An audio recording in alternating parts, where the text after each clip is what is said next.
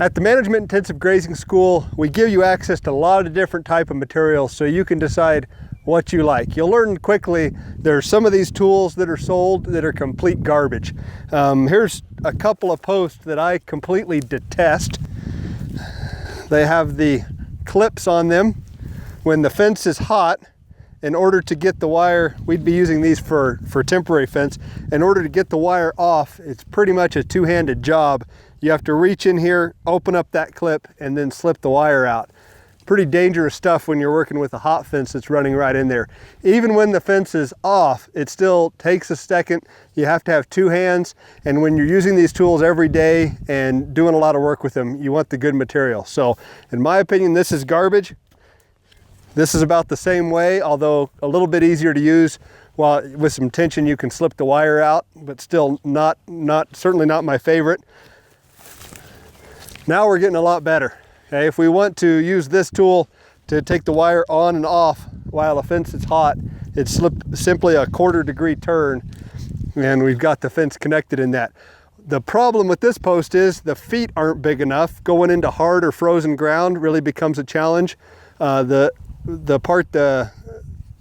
galvanized here that goes in the ground is a little bit fatter than I'd like it to be, so it's harder going in the ground. And probably the biggest issue is this is not a very high grade plastic, and when it's cold out, these things break. But still quite a bit better than these others. Here's my favorite post. This is the same idea as the other. The clips are simply 1/4 degree turns. You can see that the clips of the favorite height tend to get broken off. Some of these have a post so you can do a corner, a temporary corner like that. So again, handy tool there. It's got a bit of a wider foot on it. It's still got the heavier gauged galvanized, which there's some other posts that have a narrower gauge that are even better than these. But using the right materials is key. We'll give you opportunities to get hands-on with each of these materials and determine for yourself which one you want before you go spending your own money. Now let's talk about reels. For temporary fence reels, this is about the cheapest model you can get, often sold as what they call the Econo reel. You'll see the plastic's not a very good grade plastic here. I don't remember what broke that. This is a 1/4 mile reel. You're insulated when you're touching the plastic, but if for some reason you're rolling it out and the fence is hot and it touches the metal, you'll get a zap if your hand touches the metal.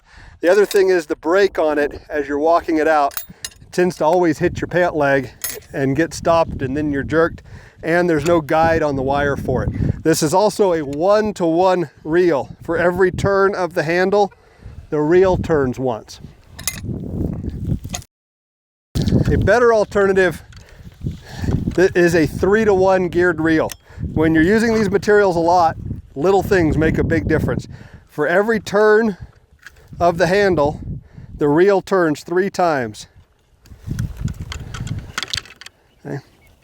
This is a 1/2 mile reel. These are not the kind of reels you generally want to be walking out by hand. They get very heavy after a short time, but this is a better step up than the others.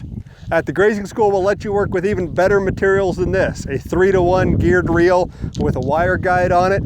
You'll figure out how much better it is working with those. We'll give you experience with a lot of these different tools so you can determine for yourself which ones you like the best. But using the right materials when doing management intensive grazing is absolutely key.